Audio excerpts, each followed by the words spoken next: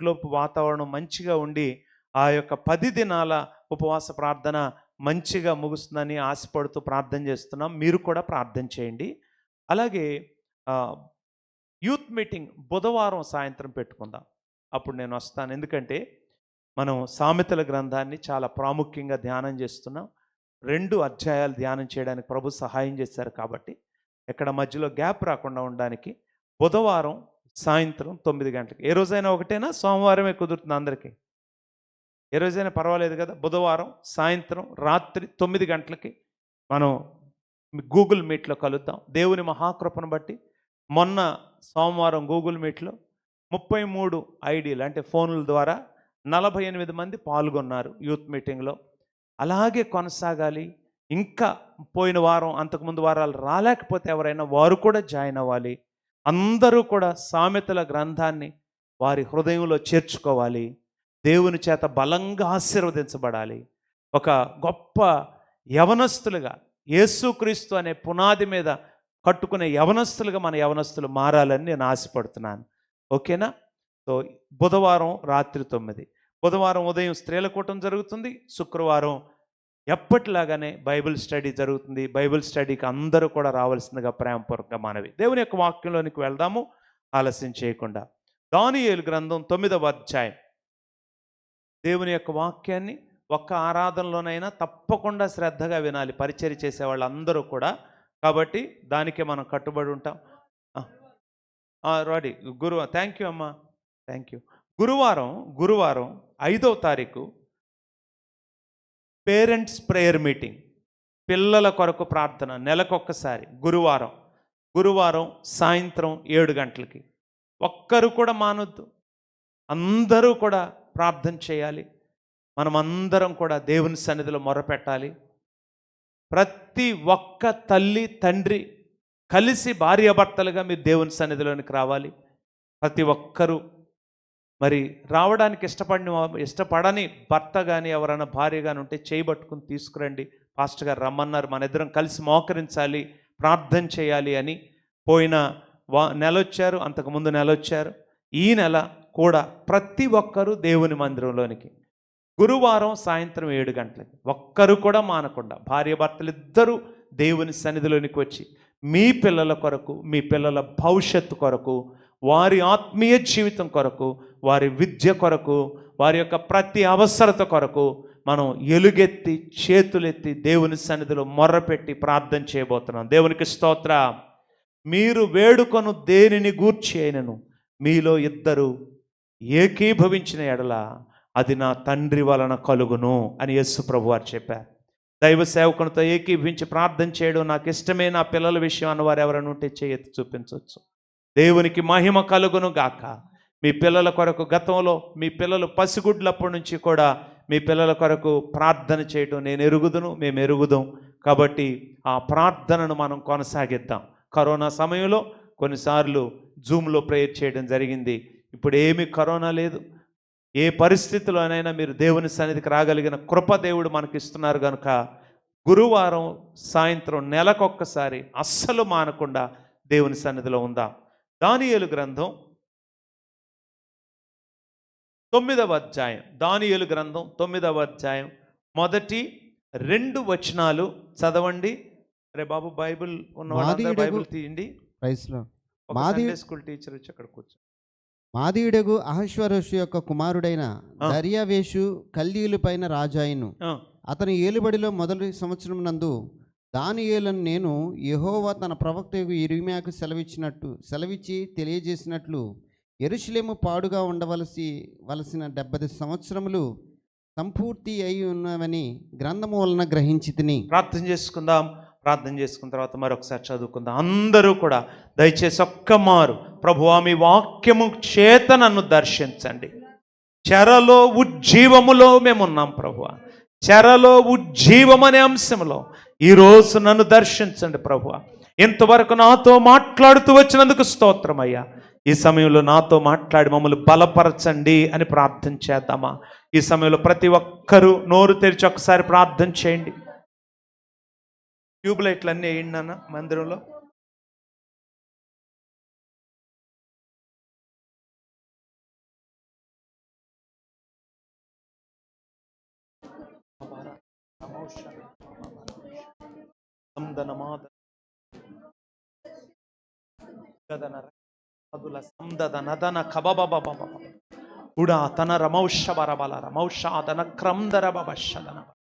స్తోత్రం స్తోత్రం స్తోత్రం స్తోత్రం స్తోత్రం స్తోత్రం స్తోత్రం స్తోత్రం స్తోత్రం స్తోత్రం స్తోత్రం హల్లెలూయా హల్లెలూయా హల్లెలూయా హల్లెలూయా హల్లెలూయా. సర్వశక్తి సంపన్నుడు మహోన్నతుడైన మమ్మల్ని మిక్కిలిగా ప్రేమిస్తున్న మా తండ్రి, ఈరోజు మీ పాద సన్నిధిలో మేము ఉన్నాం నాయన. కేవలం మీ కృప. నిన్న ఈ సమయానికి చాలా భయంకరమైన పరిస్థితులు ఉన్నాయి. ఈ సమయానికి మాకు అనుకూలపరిచి మిమ్మల్ని ఆరాధించే భాగ్యము, మీ యొక్క శరీరమును రక్తమును సమీపించే భాగ్యం ఇచ్చారయ్యా. యేసయ్యా మీకు స్తుతి కలుగును గాక. తండ్రి, ఈ సమయంలో నాతో మాట్లాడండి. ఆత్మ సంఘములతో చెప్పు మాట చెవి గలవాడు వినుగాక అన్నారు. నాకు ఆ భాగ్యం కావాలి. ప్రభు అయిన యేసుక్రీస్తు నామములో నా మట్టుకు నన్ను మీ సిలువ చాటును మరుగు చేసుకొనమని అడిగి వేడుకొని పొంది ఉన్నాం మా పరమ తండ్రి. ఆమేన్ ఆమేన్. హల్లెలూయా. దేవునికి స్తోత్రం. హల్లెలూయా. అందరూ ముందుకి వచ్చి కూర్చోండి. పిల్లలందరూ కూడా ఎవరైనా కూర్చోకూడదు. అందరూ కూడా నేను గతంలో చెప్పినట్లుగా ముందు కూర్చోండి. అందరూ చక్కగా దేవుని యొక్క వాక్యం వినే సమయంలో, ఈవెన్ ప్రార్థనలో ఉన్నప్పుడు కూడా ముసుగు వేసుకుని కూర్చోండి. చిన్నపిల్లలు కూడా మీ దగ్గర చున్నీలు ఉన్నట్లయితే కంప్లీట్గా హెడ్ కవర్ చేసుకోవాలి. అలాగే ఇన్ కేస్ చున్నీలు లేకపోతే స్కార్ఫ్లు తెచ్చుకోవాలి. మీ తల్లిదండ్రులను అడిగి స్కార్ఫ్లు తెచ్చుకోవాలి. సో అది మీరు ఇక్కడ ఉన్న సండే స్కూల్లో ఉన్న అలవాటు చేసుకోండి. ఎస్పెషలీ 9th and 10th కంప్లీట్గా హెడ్ కవర్ చేసుకోండి. దేవుని యొక్క వాక్యంలోనికి మనం వెళ్దాం. దానియేలు గ్రంథం 9వ అధ్యాయం 1-2 వచనాలు. మాదీయుడగు అహష్వేరోషు యొక్క కుమారుడైన దర్యావేషు కల్దీయులపై రాజాయను. అతని ఏలుబడిలో 1వ సంవత్సరమందు దానియేలును నేను యెహోవా తన ప్రవక్తయగు ఇర్మియాకు సెలవిచ్చి తెలియజేసినట్టు యెరూషలేము పాడుగా ఉండవలసిన 70 సంవత్సరములు సంపూర్తి అవుతున్నవని గ్రంథముల వలన గ్రహించి తిని. దేవునికి స్తోత్రం. దేవుడు మనం చదువుకున్నటువంటి వాక్యం ద్వారా ఈరోజు మనతో అద్భుతముగా మాట్లాడునుగాక. ఆమేన్. హల్లెలూయా. మనం గత వారం దానియేలు గ్రంథం 6వ అధ్యాయాన్ని మనం ధ్యానం చేశాం. 7-8 అధ్యాయాలు దానియేలుకు దేవుడు అనుగ్రహించిన దర్శనాలు. ఇప్పుడు మనం 9వ అధ్యాయంలోనికి వచ్చాం. 9వ అధ్యాయం 6వ అధ్యాయం వాస్తవంగా డైరెక్ట్గా కనెక్ట్ అవుతుంది. 6వ అధ్యాయం 9వ అధ్యాయం ఏమవుతుంది? డైరెక్ట్గా కనెక్ట్ అవుతుంది. దానిలో మొదటి వచనం చదవండి, దీంట్లో మొదటి వచనం చదవండి. సో ఈరోజు నేను ఇంట్రడక్షన్ మొట్టమొదటిగా చాలా క్లుప్తంగా చెప్పి, ఆ తరువాత దానియేలుకు దేవుడిచ్చిన 4 గ్రహింపులు, అలాగే దానియేలు చేసిన 3 ప్రార్థనలు. మొదటి ప్రార్థన మనం ధ్యానించాం, ఇంకా 2 ప్రార్థనలు. 4 గ్రహింపులు, 2 ప్రార్థనలు. 9-10 అధ్యాయాల్లో మనం గ్రహిద్దాం, మనం ధ్యానం చేద్దాం. సో 6:1 తన రాజ్యం అంతటి పైన అధిపతులుగా ఉండుటకై 120 మంది అధిపతులను నియమించుటకు దర్యావేషుకు ఇష్టమాయెను. ఓకే. 5:30 చదవం. 5:31 చదవండి. 5:31. మాదీయుడకు దర్యావేషు 62 సంవత్సరముల వాడై సింహాసనమునకెక్కెను. ఆమేన్. మాదీయుడకు దర్యావేషు 62 సంవత్సరముల వాడై సింహాసనమునెక్కెను. ఇప్పుడు ఎవరు రాజ్యం చేస్తున్నారు చెప్పండి నాన్న. పిల్లలందరూ గట్టిగా చెప్పాలి. నిద్రలో ఉన్నట్టున్నారు కొంతమంది. దర్యావేషు అనండి. దర్యావేషు చక్రవర్తి అనండి. ఆమేన్. 9వ అధ్యాయం మొదటి వచనం. 9వ అధ్యాయం మొదటి వచనం. మాదీయుడగు అహష్వేరోషు యొక్క కుమారుడైన దర్యావేషు కల్దీయులపైన రాజాయను. కల్దీయులపైన రాజాయను. ఒకసారి బ్రదర్ చదివితే తర్వాత సిస్టర్ చదవండి, మళ్ళీ బ్రదర్ చదవండి, అప్పుడు ఇది రాదు.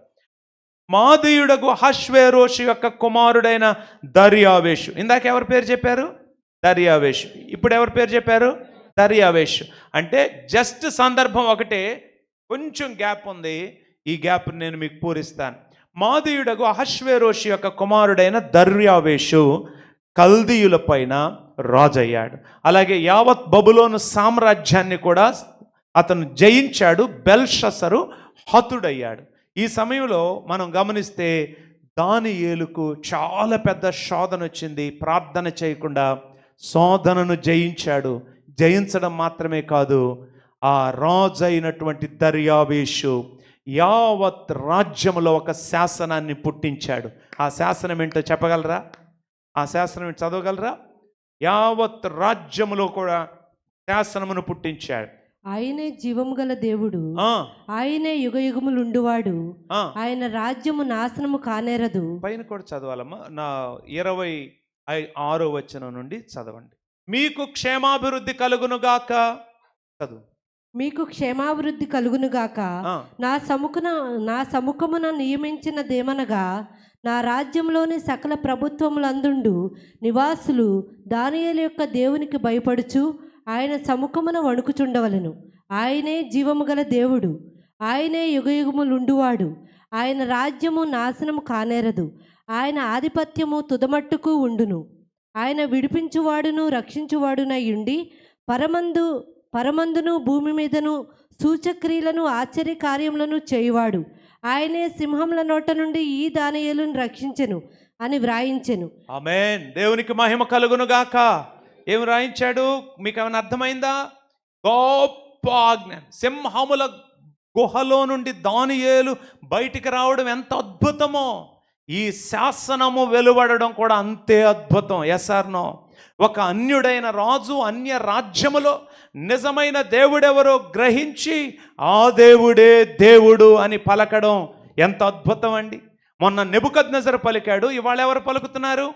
గట్టిగా చెప్పాలి, నాతో పాటు చెప్పాలి, వెంటనే చెప్పాలి. సగం ఆన్సర్ నేనే చెప్తున్నాను, మిగతా ఆన్సర్ మీరు చెప్పడానికి పెద్ద ఇబ్బంది ఏమి లేదు కదా. మొన్న ఎవరు చెప్పారు? నెబుకద్నెజరు. ఈరోజు ఎవరు చెప్తున్నారు? దర్యావేష్. నెబుకద్నెజరు అలా చెప్పిన రోజుల్లో వాళ్ళు దేవుణ్ణి సేవించడానికి, ఫ్రీగా స్వేచ్ఛగా దేవుణ్ణి ఆరాధించడానికి అవకాశం లభించిందా? వాస్తవంగా ఎవరు వారు? చెరలో ఉన్న బానిసలు. ఎవరు ఏది చేయమంటే, విశేషంగా రాజు ఏది చెప్తే అది చేయాలి. ఎవరికి మొక్కమంటే వాళ్ళకి మొక్కాలి. మేము మొక్కము అని మొరాయించారు కాబట్టి జీవన్మరణ సమస్య ఎదుర్కొన్నారు, జీవముతో బయటపడ్డారు.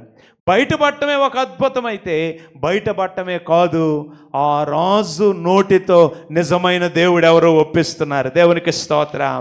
ఒప్పించడం మాత్రమే కాదు, వ్యక్తిగత ఒప్పుదల మాత్రమే కాదు, యావత్ రాజ్యములో ప్రకటిస్తున్నాడు రాజు. దేవునికి స్తోత్రం. ఎవరైనా కానీ ఈ దేవునికి వ్యతిరేకంగా ఏదైనా మాట్లాడారో మీ ఇల్లు పెంట గొప్పగా మారుతుంది, జాగ్రత్త అన్నాడు. ఎవరు? నెబుకద్నెజరు రాజు. దేవునికి స్తోత్రం. ఇప్పుడు దర్యావేష్ ఏమంటున్నాడు? గట్టిగా చెప్పండి. ఇప్పుడు దర్యావేష్ ఏమంటున్నాడు? నా రాజ్యములోని సకల ప్రభుత్వముల యందుండు నివాసులు దానియేలు యొక్క దేవునికి భయపడుచు ఆయన సముఖమున వణుకుచుండవలెను. దేవునికి స్తోత్రం. హల్లెలూయా. నా రాజ్యములోని సకల ప్రభుత్వముల యందుండు అంటే ఎన్ని ప్రభుత్వాలు ఉన్నాయి? ఎన్ని సంస్థానాలు ఉన్నాయి? 120 సంస్థానాలు ఉన్నాయి.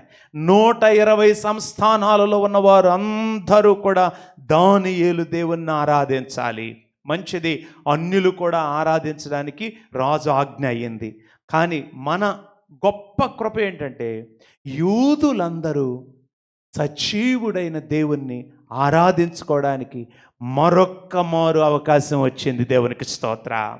ప్రభుత్వాలు మారాయి అంటే, రాజ్యాలు మారుతున్నాయి, కొత్త చక్రవర్తి వస్తున్నాడు అంటే చాలా భయము. ఎందుకంటే ఇది అన్య రాజ్యంలో ఉన్నారు. అదే ఇశ్రాయేల్ రాజ్యంలో ఉన్నారనుకోండి, ఆహాబు తర్వాత ఇంకొకడు వస్తాడు.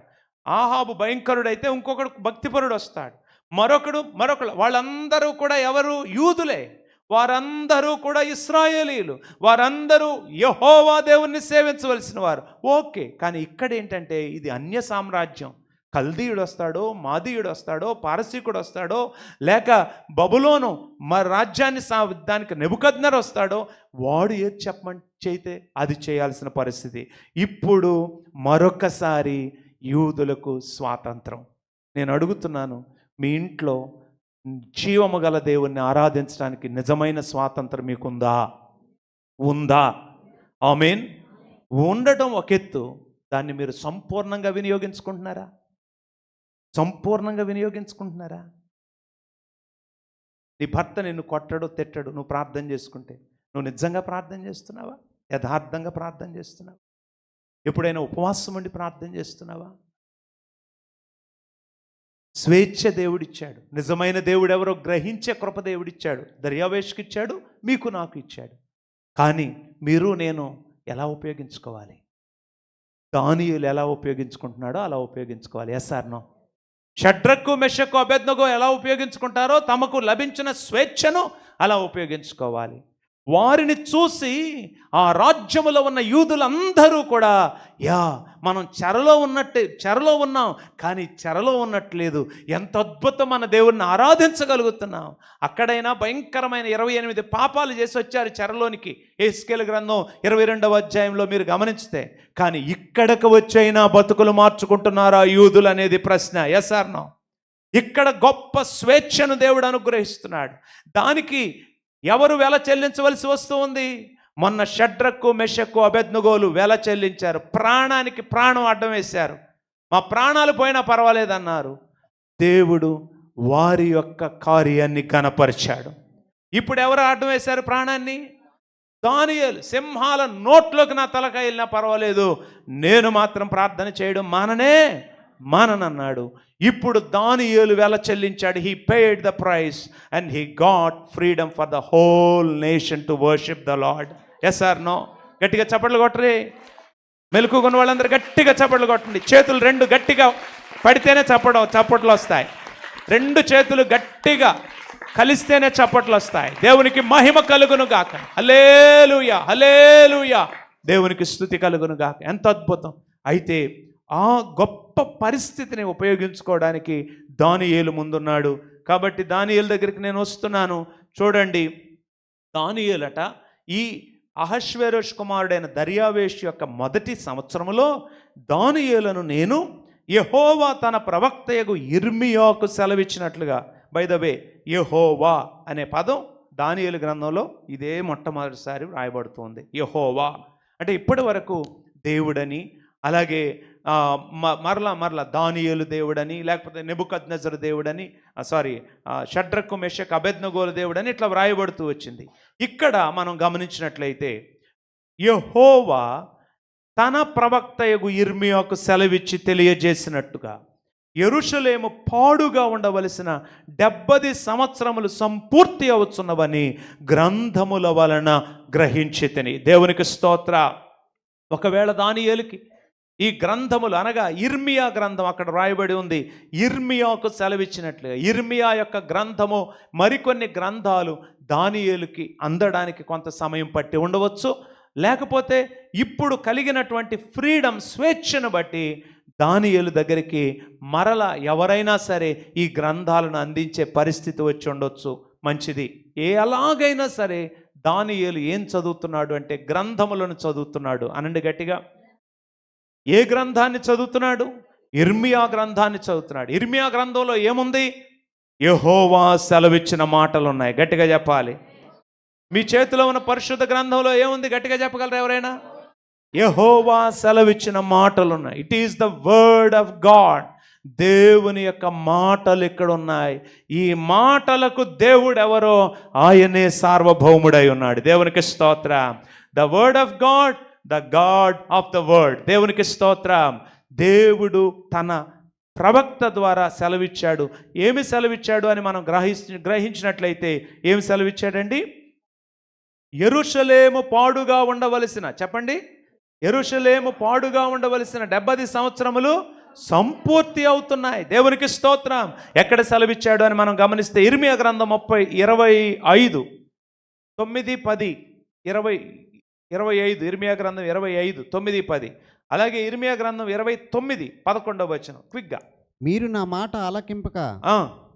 ఆలకింపక పోయిరి గనుక నేను ఉత్తర దేశంలో ఉన్న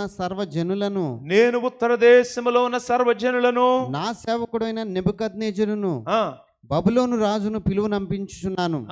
ఈ దేశం మీదికి, దీని నివాసుల మీదికి, చుట్టూనున్న ఈ జనులందరి మీదికి వారిని రప్పించుచున్నాను. డైరెక్ట్గా దేవుడు సెలవిచ్చాడు. డైరెక్ట్గా మాట్లాడాడు.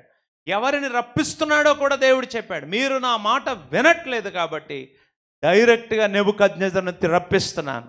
వారు మిమ్మల్ని ఏం చేస్తాడో చేసి తీసుకువెళ్ళిపోతాడు. అవన్నీ నేను గతంలో చెప్పాను కాబట్టి ఇప్పుడు చెప్పట్లేదు. భయంకరమైనటువంటి నాశనమే సృష్టించి మిగిలిన వారిని బబులోనుకు తీసుకువెళ్ళిపోయాడు రాజు. అయితే ఈ జనులను శాపగ్రస్తులుగాను విస్మయాస్పదముగాను అపహాసాస్పదముగాను ఎన్నటికీ పాడుగాను ఉండజేసేదను. సంతోషనాదమును ఉల్లాస శబ్దమును పెండ్లి కుమారుని స్వరమును పెండ్లి కుమార్తె స్వరమును తిరగటి రాళ్ల ధ్వనిని దీపకాంతిని వారిలో ఉండకుండా చేసేదను. రైట్. 11-12 వచనాలు చదవండి, కొంచెం క్విక్గా వెళ్తాం. ఈ దేశమంతయు పాడుగాను నిర్జనముగాను ఉండును. ఈ జనులు 70 సంవత్సరములు బబులోను రాజుకు దాసులుగా ఉందురు. యెహోవా వాక్కు ఇదే. 70 సంవత్సరములు బబులోను రాజుకు దాసులుగా ఉందరు. ఎన్ని సంవత్సరాలు? గట్టిగా చెప్పండి. 70 సంవత్సరాలు. సరే, 29వ అధ్యాయం 10వ వచనం చదవండి మరొకరు. యెహోవా ఈ ఆజ్ఞ ఇచ్చుచున్నాడు, బబులోను రాజ్యమునకు 70 సంవత్సరములు గతించిన తరువాతనే బబులోను రాజ్యమునకు 70 సంవత్సరాలు అంటే చెరలో ఉండవలసిన కాలము 70 సంవత్సరములు గతించిన తరువాతనే మిమ్మును గూర్చి నేను పలికిన శుభవార్త నెరవేర్చి ఈ స్థలమునకు మిమ్మును తిరిగి రప్పించునట్లు నేను మిమ్మును దర్శింతును. ఆమేన్. చాలు, దేవునికి స్తుతి కలుగును గాక. 2 చోట్ల మనం చదివాం. ఇర్మియా 25, 11, 12. ఇర్మియా 29, 10వ వచనం. 70 సంవత్సరములు 70 సంవత్సరాలు గ్రంథముల వలన దానియేలు తెలుసుకున్నాడు. తెలుసుకుని ఇప్పుడు ఆ గ్రంథముల వలన తెలుసుకున్న సమయము అయిపోతూ ఉంది, సంపూర్తి అవుతూ ఉంది అని గ్రహించాడంట. దేవునికి స్తోత్రం. ఇక్కడ గ్రహించెను అని ఉంది, చదివారా? గ్రహించి తిని అనండి ఒకసారి. గ్రహించి తిని అనండి ఇంకోసారి. ఎవరు గ్రహించారు? దానియేలు గ్రహించాడు. ఎంతోమంది ఇర్మియా గ్రంథాన్ని చదువుతున్నారు. షద్రకు, మెషకు, అబేద్నెగోలు కూడా ఉండొచ్చు. ఇంకా గొప్ప యూదులు ఉండొచ్చు, శాస్త్రులు ఉన్నారు, ధర్మశాస్త్ర ఉపదేశకులు ఉన్నారు. వారిలో చెరలోనికి వచ్చిన వారిలో ఎంతోమంది ఉన్నా ఎవరు మాత్రమే గ్రహించారు? గట్టిగా చెప్పండి. దానియేలు గ్రహించాడు. ఎవరు గ్రహించారండి? దానియేలు. గ్రహించి తిని అనే మాట అద్భుతం. అలాగే 9వ అధ్యాయం 22వ వచనం. 9:22. అతడు నాతో మాట్లాడి ఆ సంగతి నాకు తెలియజేసి ఇట్లా, నేను దానియేలు నీకు గ్రహింప శక్తి ఇచ్చుటకు నేను వచ్చి తిని. ఏమి ఇవ్వడానికి వచ్చారండి? గ్రహింపు అనేది చాలా అవసరం. ప్రతి ఒక్కరికి, విశ్వాసులకు గ్రహింపు అవసరం. మొట్టమొదట యేసుక్రీస్తు నిజమైన దేవుడు అనే గ్రహింపు మొట్టమొదట ఒక మానవునికి రావాలి. అది రానివ్వకుండా ఉండడానికి గ్రహింపు అనే మాట అర్థం ఏంటంటే, వాస్తవంగా లాంగ్వేజ్లో మనోనేత్రము తెరవబడుట. మనోనేత్రము తెరవబడుట గ్రహింపు అనే మాటకు అర్థం. మనోనేత్రము వెలిగించబడుట, తెరవబడుట. ఎఫెసీలకు రాసిన పత్రిక 1వ అధ్యాయం 17వ వచనం నుండి ఉంటుంది.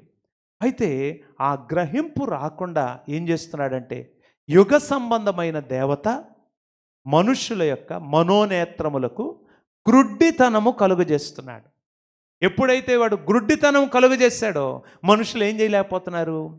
దేవుడెవరో గ్రహింపలేకపోతున్నారు. దేవుని మహాకృపను బట్టి ఆ యుగ సంబంధమైన దేవత కలుగజేసిన గ్రుడ్డితనము నుండి మనకు దేవుడు విడుదల దయచేశారు. ఎస్ఆర్ను ఇక్కడ ఉన్న అనేక మంది వారు ఎట్లా విడుదల దయచేశారు? సువార్త ప్రకాశము ద్వారానే. దేవునికి స్తోత్రం. అదే కొరింథీయులకు రాసిన పత్రికలో ఉన్నాం. సువార్త ప్రకాశము ద్వారానే మన మనోనేత్రములు వెలిగించబడ్డాయి.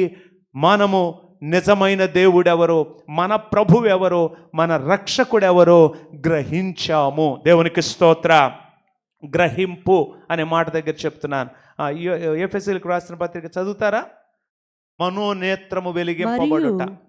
మరియు మీ మనోనేత్రములు వెలిగింపబడినందున మరియు మీ మనోనేత్రములు వెలిగింపబడినందున ఆయన మిమ్మల్ని పిలిచిన పిలుపు వలనైనా ఆ, నిరీక్షణ ఎట్టిదో నిరీక్షణ ఎట్టిదో, పరిశుద్ధులలో ఆయన స్వాస్థ్యం యొక్క మహిమైశ్వర్యము ఎట్టిదో పరిశుద్ధులలో ఆయన స్వాస్థ్యం యొక్క మహిమ ఐశ్వర్యము ఎట్టిదో, ఆయన క్రీస్తునందు వినియోగపరిచిన బలాత్సేమును బట్టి విశ్వసించు మన యందు ఆయన చూచుచున్న తన శక్తి యొక్క అపరిమితమైన మహత్యము ఎట్టిదో ఆ, మీరు తెలుసుకొనవలనని మీరు తెలుసుకొనవలనని. దేని కొరకు ప్రార్థన చేస్తున్నాడండి పౌలు? మనోనేత్రములు వెలిగించబడితే వీరికి గ్రహింపు, నిజమైన విషయాలు గ్రహిస్తారు, నిజమైన దేవుడెవరో తెలుసుకుంటారు. ప్రభువును మృతులలో నుండి లేపడానికి దేవుడు అసలు ఎలాంటి శక్తిని వినియోగించాడో తెలుసుకుంటారు. గ్రహింపు, రైట్? అది ఎవరికైనా మనిషిగా మొట్టమొదటి ఆధ్యాత్మిక గ్రహింపు. Yes or no? మొట్టమొదటి ఆధ్యాత్మిక గ్రహింపు. ఆ గ్రహింపులోనికి రాని వారందరూ ఈరోజు ఎక్కడున్నారు? లోకములో ఉన్నారు, దేవుని ఎరుగని వారుగా ఉన్నారు, నాస్తికులుగా ఉన్నారు, ఇంకా రకరకాల స్థితుల్లో ఉన్నారు. వారు గ్రహింపు లేనివారు. మొట్టమొదటి గ్రహింపు ఇక్కడ మొదటి లైన్లో కూర్చున్న మొదటి అందరికంటే చిన్నవాళ్ళు ఎవరో? సందీప్ అయినా అందరికంటే చిన్నవాడు. ఓకేనా? ఇవాళ సందీప్ కోసం నేను ప్రేయర్ చేశాను ఇక్కడ. దేవునికి స్తోత్రం. వాడు మొదలుకొని ఆ చివర ఉన్న వృద్ధుల వరకు ఈ మందిరంలో ప్రతి ఒక్కరి మనోనేత్రములు తెరవబడును గాక. ప్రతి ఒక్కరూ నిజమైన దేవుణ్ణి గ్రహించుదురుగాక. యేసు క్రీస్తు యొక్క అపరిమితమైన శక్తి ఎట్టిదో గ్రహించుదురుగాక. ఆ గ్రహింపు ప్రతి ఒక్కరికి అనుగ్రహింపబడి రక్షింపబడుదురుగాక. దేవునికి స్తోత్రం. అది మొట్టమొదటి గ్రహింపు అయితే, రెండవ గ్రహింపు దానియేలు గ్రంథం 1వ అధ్యాయం 8వ వచనం. దానియేలు గ్రంథం, నేను గ్రహింపుల్లో మొదటి గ్రహింపు 9:1 చెప్పలేదండి, అక్కడికి వస్తాను. మొదటి గ్రహింపు, అసలు గ్రహింపుల్లో మొదటి గ్రహింపు ఏం చెప్పాను నేను? ఆధ్యాత్మిక నిజమైన దేవుని ఎవరో గ్రహించే గ్రహింపు. ఎఫెసీ 1:17 చెప్పాను. అలాగే మరొక మాట కొరింథీయులకు రాసిన పత్రికలో, అది యుగ సంబంధమైన దేవత ఎక్కడుంది? అది ఎవరైనా చెప్పారా?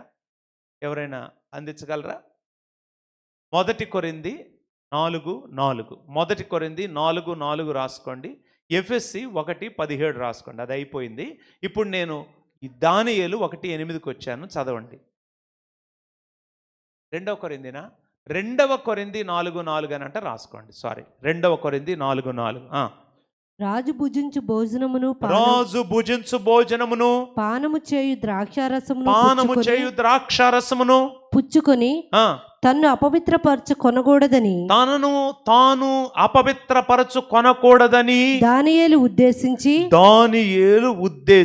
అంటే దానియేలు గ్రహించి, దానియేలు అర్థము చేసుకొని, దానియేలు తీర్మానము చేసుకొని. దేవునికి స్తోత్రం.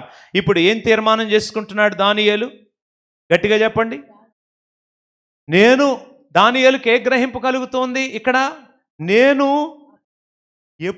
ఏది చేస్తే అపవిత్రుడనవుతాను, ఎలా జీవిస్తే నా పవిత్రతను కాపాడుకుంటాను అనే గ్రహింపు కలుగుతోంది దానియేలుకి. ఏమంటారు దీన్ని? ఏమంటామంటే దేవుని చిత్తమును గూర్చిన గ్రహింపు. It's a general understanding, general perception of God's holiness. దేవుని యొక్క చిత్తము, గాడ్స్ విల్, దేవుని యొక్క చిత్తమును గూర్చిన సాధారణ గ్రహింపు, general understanding about God's will in your life. నీ జీవితములో దేవుని చిత్తమును గూర్చిన సాధారణ గ్రహింపు ప్రతి ఒక్కరికి కావాలి. Yes or no? దీనికోసమే సామెతల గ్రంథంలో 31 సామెతలు సొలొమోను దేవుని యందు భక్తిపరుడై ఉన్నప్పుడు, అలాగే మరికొంతమంది సామెతలు ఎవరైతే రాశారో ఆగూరు, వీళ్ళందరూ దేవుని ఎడల భయభక్తులు కలిగి మనోనేత్రములు వెలిగింపబడి ఉన్నప్పుడు వారు రాశారు, దేవుని సన్నిధిలో భక్తి కలిగి ఎలా ఉండాలి, నీతిగా ఎలా బ్రతకగలుగుతాం. అదే సమయంలో భక్తిహీనులకు గ్రహింపు ఎట్లా లేదు, వివేకం ఎలా శూన్యముగా ఉంది వాళ్ళకి అని సామెతల గ్రంథంలో మనం చూస్తాం. ఈ గ్రహింపును గురించి మరొక్కసారి నేను క్లియర్గా చెప్తున్నాను. దానియేలు ఏం తెలుసుకున్నాడండి? నేను గనుక రాజు భుజించే భోజనం చేస్తే రాజు త్రాగే ద్రాక్షారం తాగితే నేను అపవిత్రుడనవుతాను అని గ్రహించాడు. Yes or no? ఈరోజు మనం ఏం గ్రహించాలి? నేను ఏ మాట మాట్లాడితే నా పరిశుద్ధత పోగొట్టుకుంటాను, నేను ఏ ఆలోచన చేస్తే నా పరిశుద్ధత పోగొట్టుకుంటాను, నేను ఏది ముట్టుకుంటే నా పరిశుద్ధత పోగొట్టుకుంటాను, నేను ఎక్కడికి వెళితే నేను పరిశుద్ధత పోగొట్టుకుంటాను, ఎవరితో సహవాసం చేస్తే నేను పరిశుద్ధత పోగొట్టుకుంటాను, ఎక్కడ టైం గడిపితే నేను దేవునికి విరోధినవుతాను, దేవుడు నన్ను అసహ్యించుకుంటాడు, దేవుడు నన్ను యాక్సెప్ట్ చేయడు అని గ్రహింపు ఎవరికి కావాలి? గట్టిగా చెప్పండి. రెండవ గ్రహింపు కావాలి. చాలామంది రక్షణ పొందుతున్నారు మొదటి గ్రహింపులో, అక్కడతోనే ఉండి రెండవ గ్రహింపు లేని పాప జీవితం జీవించే క్రైస్తవులు అనబడే వాళ్ళు కనబడుతున్నారు. కనబడటం లేదంటారా? ఒకసారి ఆలోచించేయండి. కనబడుతున్నారా? మొదటి గ్రహింపును దాటి ఏ గ్రహింపులోనికి వెళ్ళాలి? You have to get in to deeper understanding about the God and his things and his will in your life. నీ జీవితంలో, నా జీవితంలో దేవుని చిత్తాన్ని, దేవుని ఎదుట నా బ్రతుకును పరిశుద్ధంగా కాపాడుకోవడానికి నాకు డీపర్ అండర్స్టాండింగ్, లోతైన గ్రహింపు దయచేయి ప్రభువా అని ప్రార్థన చేసుకోవాలి. మన మాట ద్వారా, నా మాట ద్వారా అపవిత్రుడినవుతాను, నా చూపు ద్వారా నేను అపవిత్రుడినవుతాను, నేను తినే తిండి ద్వారా అపవిత్రుడయ్యే అవకాశం ఉంది, నేను చేసే సహవాసాలు స్నేహాల ద్వారా అవకాశం ఉంది, నేను వినే మాటల ద్వారా, నేను వినే పాటల ద్వారా నేను అపవిత్రుడినవుతాను, నేను ఎక్కడికి వెళ్తే ఆ స్థలం ద్వారా అపవిత్రుడినవ్వచ్చు, నేను ఎక్కడికి ఏమి చేస్తే నా పవిత్రతను పోగొట్టుకుని నా దేవునికి సాక్ష్యాన్ని నేను పోగొడతాను అనే గ్రహింపు ఈరోజు ఎవరికి కావాలి? గట్టిగా చెప్పాలి. నేను ఇన్స్టాగ్రామ్ ద్వారా అపవిత్రురాలను అవుతాను, యూట్యూబ్ ద్వారా అపవిత్రుని అయ్యే పరిస్థితి ఉన్నది, లేక ఫేస్బుక్ ద్వారా కావచ్చు, మరొకటి ద్వారా కావచ్చు. నేను ఫలానాది నా బ్రతుకు దగ్గరికి దరిదాపుల్లోనికి రానిచ్చిన నేనేమవుతాను? అపవిత్రుడు. నేను అపవిత్రుడను కాకూడదు అనే గ్రహింపు. చాలామందికి ఈ గ్రహింపు లేని జీవితాలు మనం గమనిస్తున్నాం. ఏమంటారు? చాలామందికి గ్రహింపు లేకుండానే జీవించే పరిస్థితి ఉంది. ఉదాహరణకి సౌలు ఉన్నాడు, సౌలు రాజు దావీదు కంటే ముందు. సౌలు రాజు ఏం చేశాడు? తాను ఏది చెయ్యాలో ఏది చేయకూడదో గ్రహింపు లేకుండా సమూయేలు రావడం ఆలస్యమైందని ఏం చేశాడండి? తానే బలులు అర్పించేస్తున్నాడు. అంతలో సమూయేలు వచ్చాడు. ఏంటి సౌలు నువ్వు చేసింది? అయ్యా, నువ్వు రావటం ఆలస్యం అయిపోయింది, శత్రువులు వచ్చేస్తున్నారు, మేము చేయాల్సింది చేయకపోతే, ఈ తతంగం పూర్తి అవ్వకపోతే మేము ముందుకు వెళ్ళలేం, అందుకని చేసేసానులేయ్యా. వెంటనే దేవుడు ఏమన్నాడండి? మీకు ఏమన్నా తెలుసా దేవుడు ఏమన్నాడు? Yes, well done, you have done a correct thing అన్నాడా? నువ్వు బాగా మంచి పని చేసావు అన్నాడా? గ్రహింపు లేని, బుద్ధి లేని అవివేకి మాట వినటం చాలా శ్రేష్టం బలులు అర్పించడం కంటే. నేను బలులు అర్పించమన్నానా, మాట వినమన్నానా అంటున్నాడు. బలులు అర్పించడం కంటే ఏది శ్రేష్టం అంటండి? మాట వినట. చదువు నాన్న, నీకు వస్తే చదువు. రాలేదా? మొదటి సమూయేలు గ్రంథం 13వ అధ్యాయం 12. ఆలోచించము. బలులు అర్పించడం కంటే ఆజ్ఞను గైకొనుటయు, మాట వినుటయు శ్రేష్టము. దేవునికి స్తోత్రం. తిరుగుబాటు చేయుట సోది చెప్పుటాను పాపముతో సమానము. దేవునికి స్తోత్రం. అలాగే ఇంకా ముందుకు వెళ్తే, మూర్ఖత అగపరచుట మాయా విగ్రహము గృహదేవతను పూజించుటతో సమానము. యెహోవా ఆజ్ఞను నీవు విసర్జించితివి గనుక నీవు రాజుగా ఉండకుండా ఆయన నిన్ను విసర్జించెను. ఏం విసర్జించాడండి? గ్రహింపు లేక దేవుని మాటను విసర్జించి రాజ్యాన్నే పోగొట్టుకున్నాడు. నీవు కూడా గ్రహింపు లేక ఆ చిన్న అబద్ధానికి అలవాటు పడి, ఆ చిన్న మోసానికి అలవాటు పడి, ఆ చిన్న ఆ యొక్క వ్యసనానికి ఫోన్ ద్వారానో, మరొక ద్వారానో, మాట ద్వారానో, స్నేహితుల ద్వారానో, స్నేహం ద్వారానో అలవాటు పడి ఏం చేసుకున్నావు? దేవుడు నీకు ఇచ్చే గొప్ప ఆశీర్వాదాలు ఏం చేసుకున్నావు? గట్టిగా చెప్పండి. పోగొట్టుకున్నావు. సౌలు రాజ్యం పోగొట్టుకున్నాడు. నీవు గొప్ప భవిష్యత్తునే పోగొట్టుకోవచ్చు నీ జీవితంలో. గ్రహింపు లేకపోతే, ఈ సెకండ్ అండర్స్టాండింగ్లోనికి నీవు రాకపోతే, దానియేలు వస్తున్నాడు సెకండ్ అండర్స్టాండింగ్లోకి. నేను పవిత్రునిగా కాపాడు, ఈ భోజనము నన్ను అపవిత్రుని చేయవచ్చు అని రాజు భుజించే భోజనం వైపు ఆలోచన చేశాడు. Yes or no? అలాగే ఇంకా అనేక మందిని మీరు చూసి, సంసోన్ అండి, సంసోన్ జీవితం మీకు తెలుసు కదా, సంసోన్ యొక్క ప్రతిష్ట మీకు తెలుసు కదా. సంసోనుకి పిల్లలు లేనప్పుడు మనోహ భార్యకి సంసోన్ని ఎందుకు ఇచ్చాడో దేవుడు మీకు తెలుసు కదా. కానీ సంసోనుకి ఏం లేకపోయింది? గట్టిగా చెప్పండి. గ్రహింపు లేకపోయింది. ఏ గ్రహింపు? నేను నాజీరు చేయబడిన వాడను, నేను ఇది అపవిత్రమైన దాన్ని ముట్టడానికి వీలు, నేను నాజీరు చేయబడిన వాడను, నేను వేశ్య దగ్గరికి వెళ్ళడానికి వీలు లేదు. మీరేం చేయబడిన వారు చెప్పండి? యేసుక్రీస్తు రక్తములో, పరిశుద్ధ రక్తములో కడగబడిన వారు. రక్తం బొట్టు దారలు కారితే అందులో ఉదక స్నానము చేత మీరు స్నానము చేయబడి రక్షణ పొందినవారు. మీకు ఏం గ్రహింపు కావాలి? గట్టిగా చెప్పాలి. రెండవ గ్రహింపులోనికి రావాలి. ఏం గ్రహింపు అది? నేను దేవుని ఎదుట పరిశుద్ధంగా ఎలా జీవించగలను, ఏది నన్ను అపవిత్రపరుస్తుంది అనే గ్రహింపు కావాలి.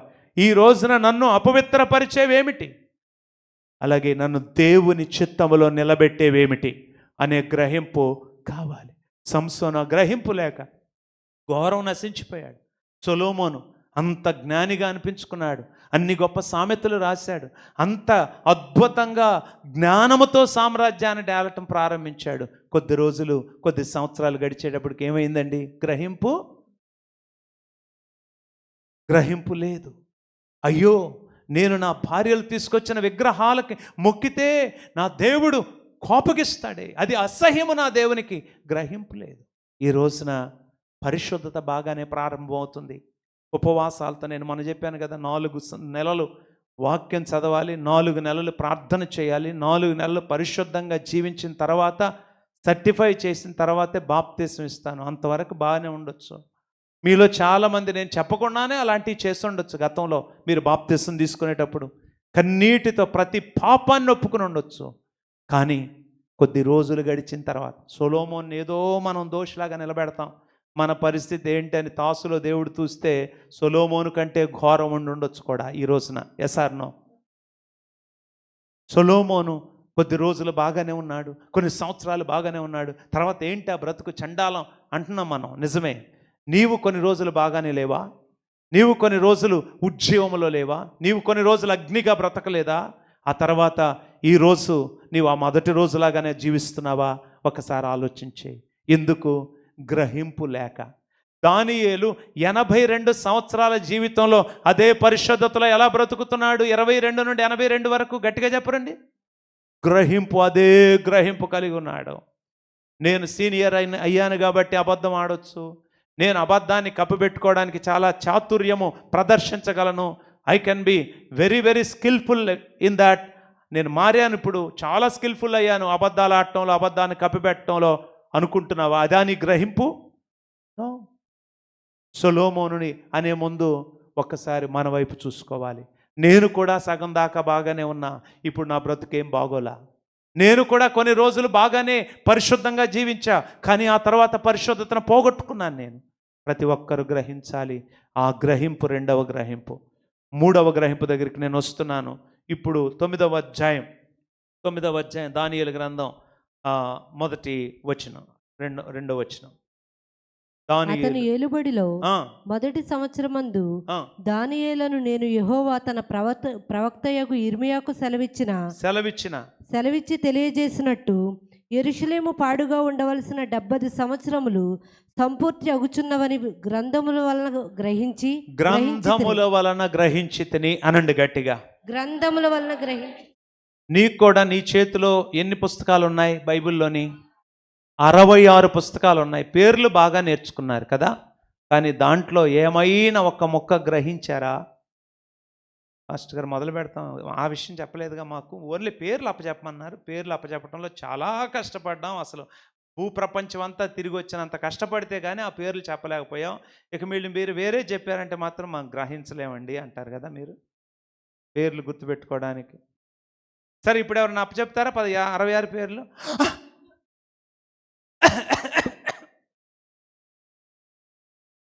మొన్న కాబట్టి అప్పచెప్పాం. ఇప్పుడు అమాంతంగా అడగొద్దండి. మొన్న ఎవరో ఒకళ్ళు నిరోమయంగా చూశారు నా వైపు, 23వ కీర్తన చెప్తావా అనగానే.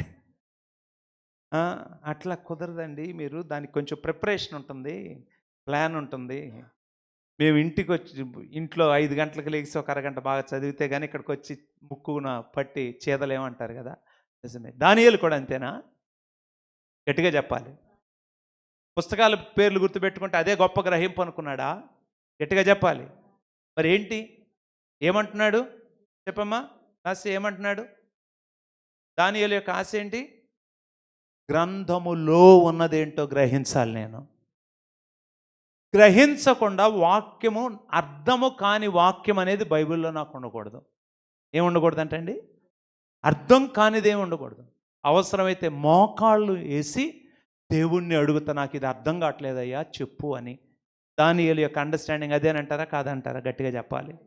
దానియేలు యొక్క ఆశ ఏంటి? గ్రంథములో ఉన్నది గ్రహించాలి. దేవునికి స్తోత్ర. ఇర్మియా గ్రంథంలో మీకు నాకు అర్థం అవ్వని, అర్థం కానివి చాలా ఉన్నాయి. కానీ అవన్నీ ఎవరికి అర్థమయ్యాయి? దానియేలుకి అర్థమయ్యాయి. యెషయా గ్రంథంలో మీకు నాకు అర్థం కానివి చాలా ఉంటాయి, యెహెజ్కేలు గ్రంథంలో కూడా. కానీ అవన్నీ ఎవరు అర్థం చేసుకోగలుగుతున్నారు? గట్టిగా చెప్పండి. దానియేలు అర్థం చేసుకోగలుగు. ఏంటి దానియేలు యొక్క తెలివే దానికి పరిష్కారం అంటారా? Daniel he was super clever అండి. He was a super human అండి. సూపర్ కంప్యూటర్ బ్రెయిన్ దేవుడిచ్చాడు. 10 అంతలు శ్రేష్ఠుడు జ్ఞానములో, కాబట్టి గ్రహిస్తున్నాడు అంటారా? నో. ఈ లోకంలో ఉన్న వాటి గురించి దేవుడు చాలా జ్ఞానం ఇచ్చాడు. ఒక రాజ్యాన్ని ఒక్క ఒంటి చేత్తో నడిపించగలిగిన జ్ఞానాన్ని ఇచ్చాడు యోసేపుకి, దానియేలుకి. That's right. సొలొమోనుకు కూడా ఇచ్చాడు. That's okay. కానీ దేవుని మర్మములను గ్రహించగలిగింది ఈక్వల్ టు ఈ 10 అంతలా? నో. కొన్ని వేల రెట్లు భూమి మీద ఉన్నటువంటి సూపర్ బ్రెయిన్ ఉన్నా కానీ దేవుని మర్మములను గ్రహించడం అనేది అసాధ్యం. గ్రహించాలంటే దేవుడే తెలియజేయాలి. ఏం చేయాలి? గట్టిగా చెప్పండి.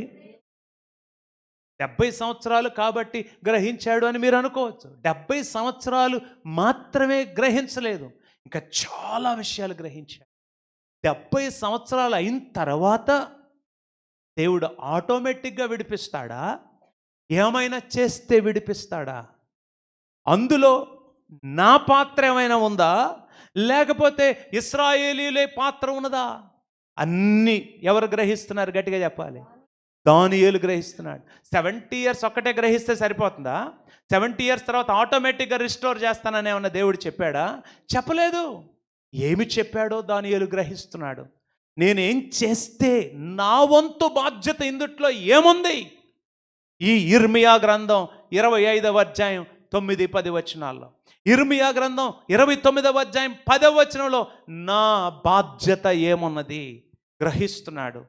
మీరు ఎవరేని నా యొద్దకు వచ్చిన ఎడలా అని ఉంది 29:11. మీరు పూర్ణ హృదయముతో నా తట్టు మళ్ళిన ఎడలా అని ఉంది. నన్ను నేను మీకు కనపరుచుకుంటాను అని ఉంది. అవన్నీ కూడా గ్రహిస్తున్నాడు. ఇక్కడ నేను చెప్పేది ఏంటి? లేఖనములను గ్రహించే గ్రహింపు. Understanding about scriptures. మూడోది చెప్పాను. నేను 5 చెప్తాను, మూడోది చెప్పాను. మూడోది ఏం చెప్పానండి?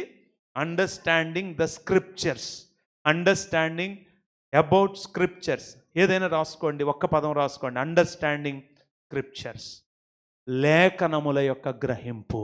లేఖనములను గ్రహించుకోవాలి. గ్రహిస్తున్నాడు. రైట్. ఇక ఆ గ్రహింపు దగ్గరికి నేను తర్వాత వస్తాను. 9:22 చదవండి. 9:22. అతడు నాతో మాట్లాడి, నన్ను మధ్యలో కామైపోయావేంటి శామ్యూల్? ఒకళ్ళు వాళ్ళు చదవమని. అతడు నాతో మాట్లాడి ఆ సంగతి నాకు తెలియజేసి ఇట్లనెను. అతడు నాతో మాట్లాడి ఆ సంగతి నాకు తెలియజేసి ఇట్లనెను. దానియేలు నీకు గ్రహింప శక్తి ఇచ్చుటకు నేను వచ్చి తిని. దానియేలు నీకు గ్రహింప శక్తి ఇచ్చుటకు నేను వచ్చి తిని. చూడండి, గ్రహింపుల దగ్గర చెప్తాను. ఒకవేళ ఇన్కేస్ సమయం సరిపోతే ప్రార్థనల దగ్గరికి తర్వాత వారం వెళ్దాం. 3వ గ్రహింపు దగ్గర ఇంకొక మాట చెప్తాను. అండర్స్టాండింగ్ ద స్క్రిప్చర్స్ కదా. గ్రహింపు. దానియేలు అక్కడ గ్రహించుకుంటున్నాడు. ఏమని గ్రహిస్తున్నాడు దానియేలు? గ్రంథముల వలన 70 సంవత్సరములు పూర్తవుతున్నాయి అని గ్రహించాడు. పూర్తయిన తర్వాత తన బాధ్యత ఏంటో గ్రహించాడు. ఏంటి తన బాధ్యత అంటే, లేవీకాండం 25వ అధ్యాయం మీరు ఒకసారి తెరవండి. లేవీకాండం 26వ అధ్యాయం రాసుకోండి, చదవటానికి సమయం లేకపోతే తర్వాత చదువుదురు కానీ, బట్ మీరు దాన్ని ఇంకా చూస్తూ ఉండండి. చదివేవాళ్ళు కొంచెం గ్రహింపు కలిగి ఉండండి ఏ పదం చదవాలో. 26, 40 నుండి 45 వరకు చూస్తూ ఉండండి. అలాగే 2వ దినవృత్తాంతాలు ఇంకొకళ్ళు తెరిచి 7, 14 చూడండి. సామాన్యంగా మనందరికీ అది తెలుసు. లేవీకాండం 26వ అధ్యాయం మీకు వచ్చిందా? లేవీకాండం 26వ అధ్యాయం 40 నుండి 45 వచనాల్లో అవసరమైన ఒక్క మాట నేను చదువుతాను. 40 నుండి 45 కూడా చదవాలి. వారు నాకు విరోధముగా చేసిన తిరుగుబాటును, తమ దోషమును, తమ తండ్రుల దోషమును ఒప్పుకొని తాము నాకు విరోధముగా నడిచితిమనియు, నేను తమకు విరోధముగా నడిచితననియు, తమ శత్రువుల దేశములోనికి తమ్మును రప్పించితననియు ఒప్పుకొనిన ఎడలా, అనగా లోబడని తమ హృదయములు లొంగి తాము చేసిన దోషమునకు ప్రతిదండనను అనుభవించితమని ఒప్పుకొనిన ఎడలా, నేను యాకోబుతో చేసిన నా నిబంధనను జ్ఞాపకము చేసుకొందును. ఇక ముందుకు వెళ్తాను. వారి చేత విడువబడి వారు లేనప్పుడు పాడైపోయిన వారి దేశమును తన విశ్రాంతి దినములను అనుభవించును. దేవునికి స్తోత్ర. అలాగే ఇంకా ముందుకు వెళ్ళినట్లయితే చూడండి, 44, 44, 45 వచనాలు కూడా మనం గమనిస్తే ఈ 5 వచనాలను ఎవరు గ్రహించారు? దానియేలు. ఎవరు గ్రహించారు? ఇర్మియా గ్రంథం గ్రహిస్తే సరిపోతుందా? లేవీకాండం 26, 44, 45 కూడా గ్రహించాలా? గ్రహించాలి. అది గ్రహించి ఇది గ్రహించకపోతే ఏమవుతుంది? ఊహించుకుంటా ఉంటాడు. ఓహో 70 సంవత్సరాలు అయిపోయిందంటే మనోళ్ళు ఇంకా బయలుదేరతారనమాట, ఓ దేవుడు వచ్చేస్తాడనమాట అనుకుంటారు. దేవుడు వస్తాడా? రాడు. ఇర్మియా ఒక్కటి గ్రహించితే చాలదు. ఇర్మియా గ్రంథంలో 70 సంవత్సరాలు పూర్తవుతున్నాయని గ్రహించావు, మంచిదే. ఏం గ్రహించాలి? 70 సంవత్సరాలు పూర్తయిన తర్వాత నా దేవుడు నా ప్రజలను దర్శించాలంటే నేను చేయవలసింది ఉంది. నేను వారి దోషములను ఒప్పుకోవాలి. నా దేవుడు చేసింది న్యాయము అని ఒప్పుకోవాలి. ఫస్ట్ దేవుడు ఏదన్నా మనకి చిన్న కష్టం తెచ్చాడు అనుకోండి, మనం దేవుణ్ణి అన్యాయస్తుడు అనటానికి కూడా వెనకదేయం, అంత ధైర్యవంతులు అన్నమాట. కానీ దేవుడు ఏది ఒప్పుకున్న తర్వాతే వదిలిపెడతాడంట. నీవు మమ్మల్ని ఇట్లా 70 సంవత్సరాలు శిక్షించడం రైట్, అసలు నీలో ఏ తప్పు, నువ్వు న్యాయస్తుడు అని నీ హృదయాంతరంగంలోంచి, పెదవుల్లోంచి కాదు, ఒప్పుకున్న రోజునే విడిచిపెడతానంటున్నాడు. అది కూడా లేవీయుల కాండంలోనే సెలవిచ్చాడు. కాబట్టి దానియేలు ఏం గ్రహిస్తున్నాడు తెలుసా? నేనేం చేయాలి, నేను ఎలా ప్రార్థన చేయాలి, నా హృదయాన్ని ఎలా సిద్ధపరచుకోవాలి, ఎన్ని రోజులు ప్రార్థన చేయాలి, ఏ ప్రార్థన చేస్తే చెరలో నుండి విడుదల వస్తుంది, గ్రహింపు. ఐగుప్తు చెరలోనికి వారిని పంపిస్తానని, ఐగుప్తులోనికి ఇశ్రాయేలుని పంపిస్తానని దేవుడు అబ్రహాముతో చెప్పాడు.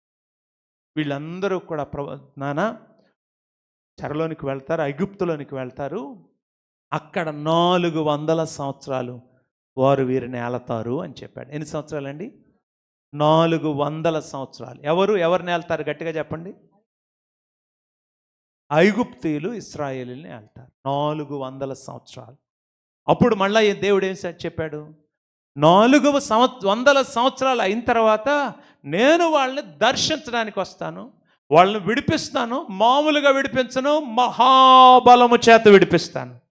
అలాగే వాళ్ళు మామూలుగా బయలుదేరరు, ఆ దేశంలోని సంపదను తీసుకుని బయలుదేరతారు అని చెప్పాడా? చెప్పలేదా? ఎవరికి చెప్పాడు? అబ్రహాముకి. ఏం చేస్తున్నాడు అబ్రహాం ఆ సమయంలో? గాఢ నిద్రలో ఉన్నాడు. ఏంటంటే ఆ యొక్క సమయంలో చెప్పాడనమాట. గుర్తుందా? అబ్రహాంకి ఏమైనా మర్చిపోయాడా? గుర్తుంది. అబ్రహాం తన తర్వాత వాళ్ళకి ఈ విషయం చెప్పాడా? మర్చిపోయాడా? ఏమన్నా? అందరికీ చెప్పాడు. మోషే వరకు చెప్తూనే తరం తర్వాత తరం 400 సంవత్సరాలు అయిపోగానే మనకు విడుదల ఉంది. 400 సంవత్సరాలు అయిపోగానే విడుదల ఉంది. అందరూ నిట్టూర్పులు విడుస్తూ ప్రార్థన చేశారా దేవునికి? ఇశ్రాయేలీలు చేశారు.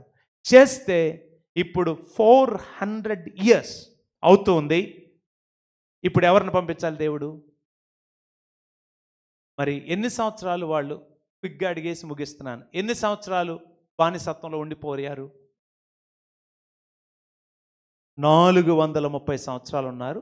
నిర్గమాకాండం 12వ అధ్యాయం ప్రకారం కదా, 430 సంవత్సరాలు ఉన్నారు. ఎన్ని సంవత్సరాలు ఉన్నారండి? 430 సంవత్సరాలు ఉన్నారు. ఎందుకని 430 సంవత్సరాలు?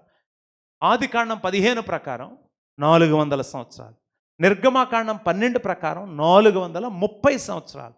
వై 30 years ఎక్స్ట్రా అనేది నా యొక్క ఆలోచన, మన యొక్క ఆలోచన. ఎవరికి గ్రహింపు లేదు?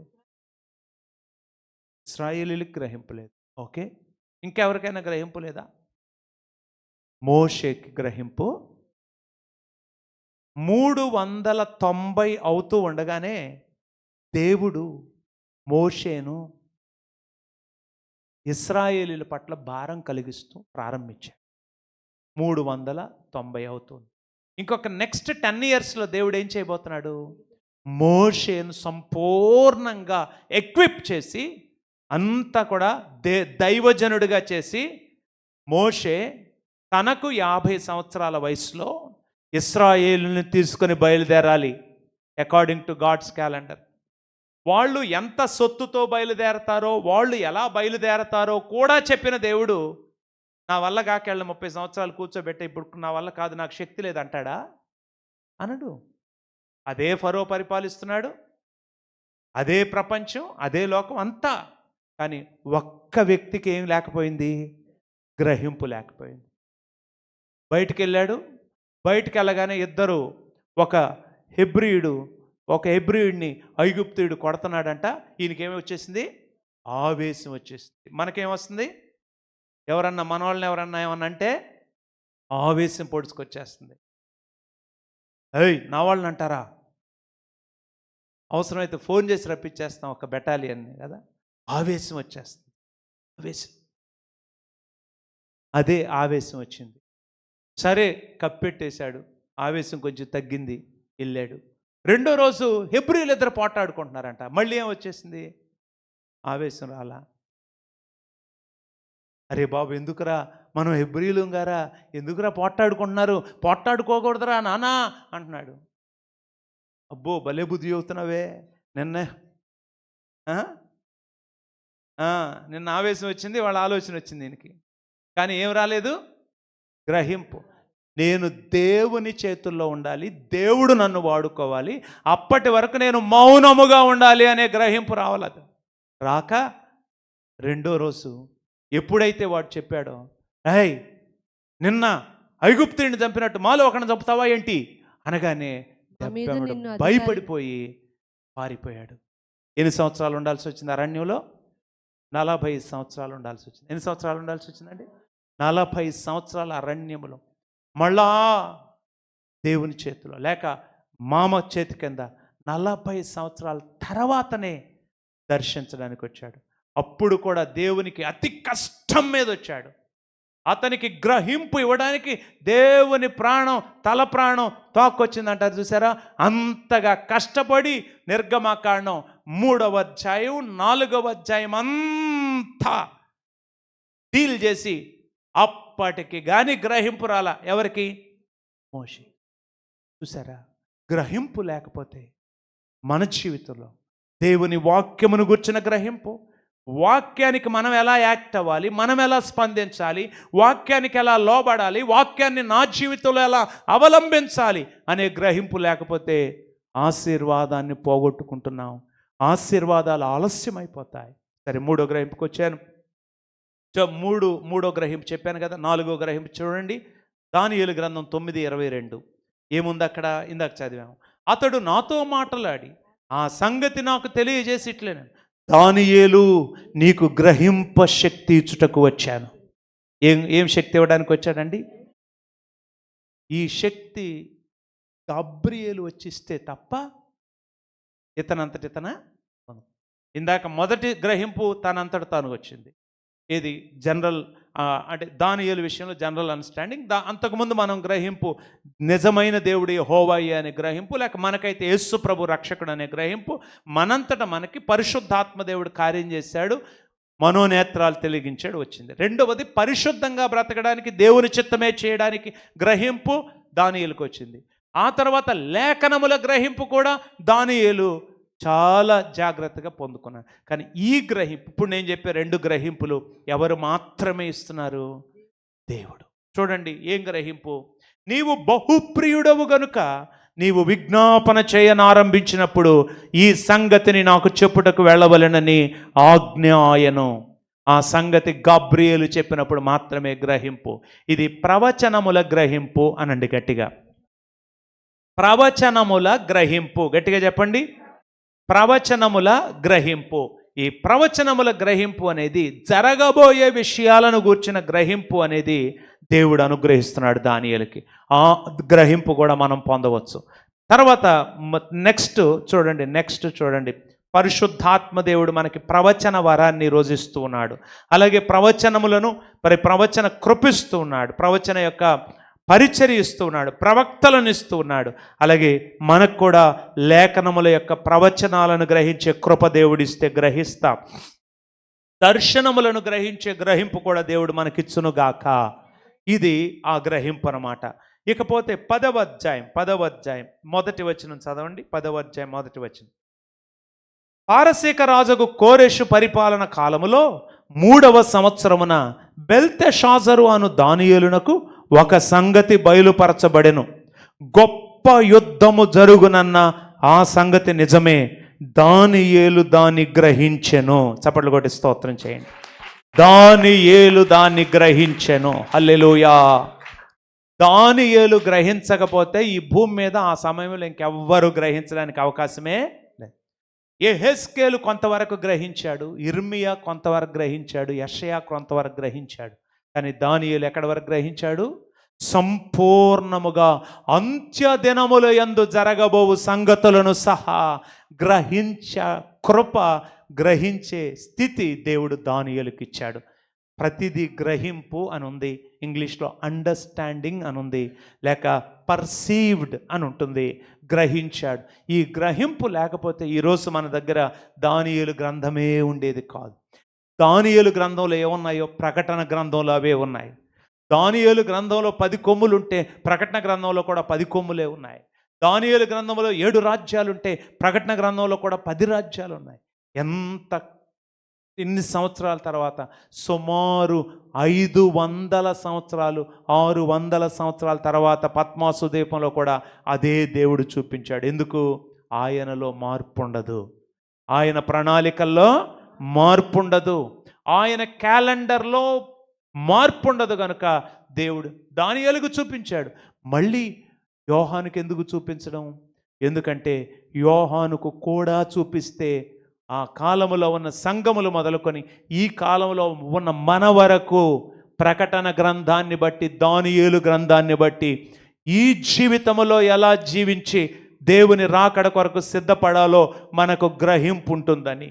ఒకవేళ మన జీవిత కాలములో దేవుని రాకడ రాకపోయినా, ఆయన రాకడ వచ్చినప్పుడు మొట్టమొదట ఎవరు లేవాలి?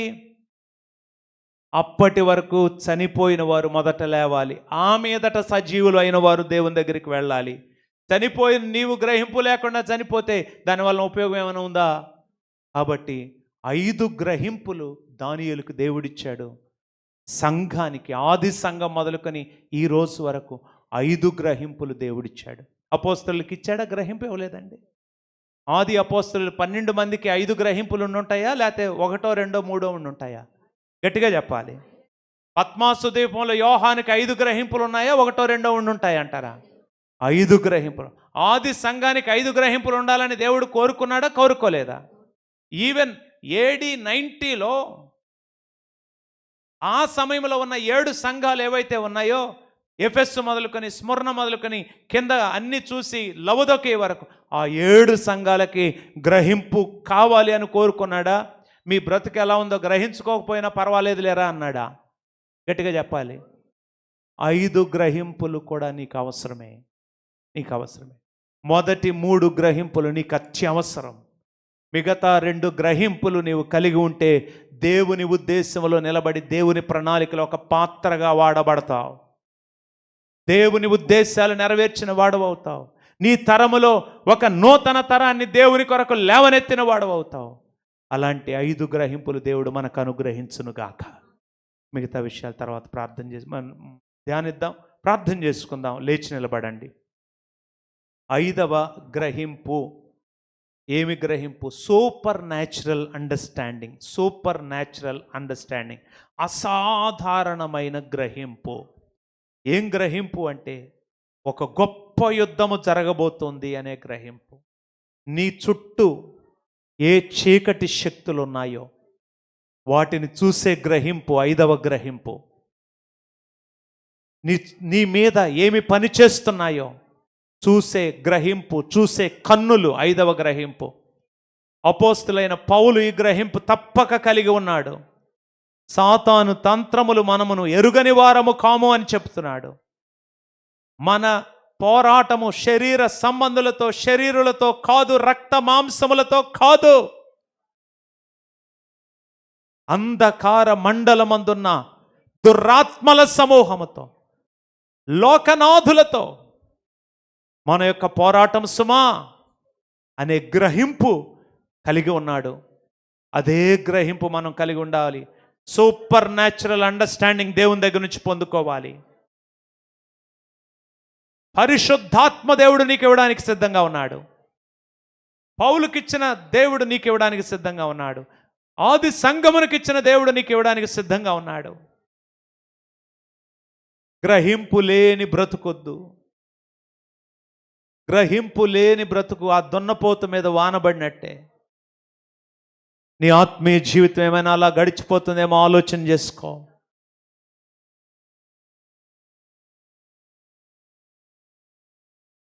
దేవుని ఎదుట నిన్ను పవిత్రంగా, నీ కుటుంబాన్ని పవిత్రంగా నిలబెట్టుకునే గ్రహింపు నీకు కలుగుతూ ఉందా? దేని వలన నీవు అపవిత్రమవుతావు అనే గ్రహింపు నీకు కలుగుతూ ఉందా?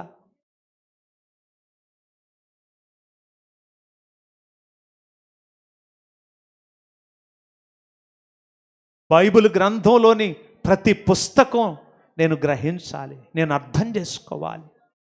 దేవుని సమయాలు, దేవుని కాలాలు నాకు అర్థమవ్వాలి. ఇప్పుడు అసలు ప్రభువు నా ప్రాంతాన్ని గురించి, నన్ను గురించి, ఈ యొక్క కాలం గురించి ఆయన ఏ ఆలోచన కలిగి ఉన్నాడు నేను గ్రహించాలి. అందులో నా పాత్ర ఏంటో నేను గ్రహించాలి. నేనేం చేయాలో గ్రహించాలి. నా కృప దయచే ప్రభువా. ఎవరు ప్రార్థన చేసుకోవాలని ఆశ ఉంటే వారు ప్రార్థన చేసుకోండి. ఆశ లేని వారు ప్రార్థన చేసుకోకపోయినా ఇబ్బంది ఏం లేదు. ఆశ కలిగిన వారు ప్రార్థన చేసుకోండి. నోరు తెరిచి ప్రార్థన చేసుకోండి. బిగ్గరగా ప్రార్థన చేసుకోండి. దానియేలుకు కలిగిన గ్రహింపులు నాకు దయచేయండి. దానియేలుకు 4 గ్రహింపులు కలిగాయి, మాకు 5 గ్రహింపులు కావాలి. మొదటి గ్రహింపుని ఇచ్చారు గనుక ఈరోజు ఇక్కడ ఉన్నాం. కానీ మిగతా 4 గ్రహింపులు మాకు ఇప్పుడు కావాలి. అందులో లోపతాపాలు ఉన్నాయి. గ్రహింపులో నన్ను క్షమించు నాయన. వాక్యం వింటున్నాను కానీ ఈ చెవితో విడిచిపెడుతున్నాను. ఏ గ్రహింపు లేకుండా బ్రతుకుతున్నాను. వాక్యం విన్న తర్వాత నేను ఏమి చేయాలి అనే గ్రహింపు అనేక రావట్లేదు. ఆ వాక్యాన్ని లోతుగా ఎలా ధ్యానించాలి అన్న గ్రహింపు రావడం లేదు.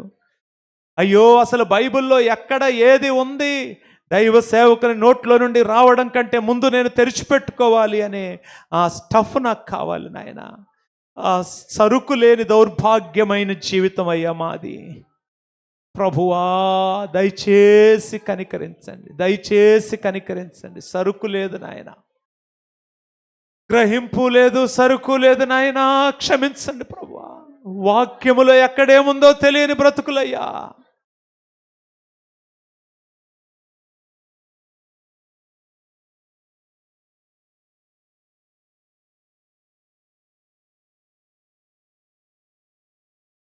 ప్రవచనములను గ్రహించే గ్రహింపు నాకు కావాలి నాయన. ప్రాఫెటిక్ అండర్స్టాండింగ్ నాకు దయచేయండి ప్రభు. జనరల్ అండర్స్టాండింగ్ కావాలి.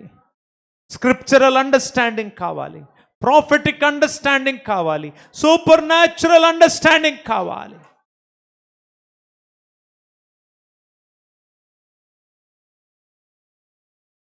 ఆత్మ ప్రపంచంలో ఏ యుద్ధాలు జరుగుతున్నాయో నేను చూడాలి. ఈ దినములలో నేను ఎలా పోరాడాలి,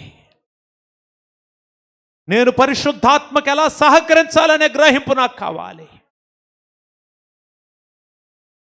ఎప్పుడు తెలిసిన ప్రార్థన 4 ముక్కలైన బ్రతుక్కు కాదు నాయన.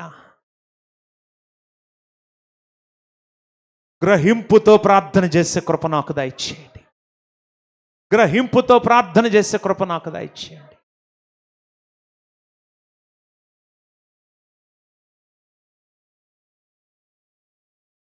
సర్వశక్తి సంపన్నుడు మహోన్నతుడైన మా తండ్రి, అత్యంత ఘనుడు అయిన దేవా, ఈ సమయాన్న మీ పాద సన్నిధిలో మేము నిలబడుతున్నాం ప్రభువా.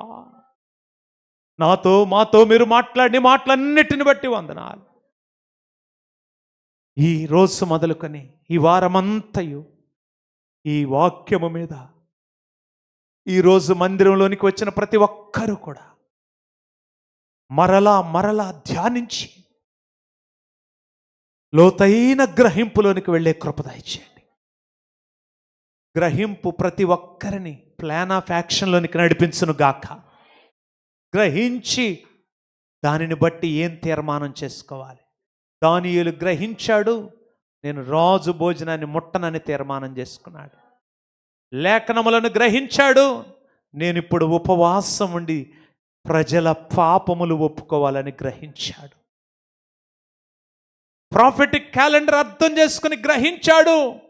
వెంటనే ఆ దిశగా అడుగులు వేసి కోరెషు ఆజ్ఞ ఇచ్చే దిశగా, రాజ్యములలో ఏమి జరగాలో అదే జరిగే దిశగా తన ప్రయత్నం తాను చేశాడు.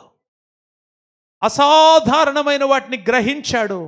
రాబోతున్న తరాలకు జరగబోతున్న వాటిని విశదంగా వ్రాసి ఇది నా బాధ్యత అని ముగించాడు. అట్టి కృప మాకు దయచేయండి.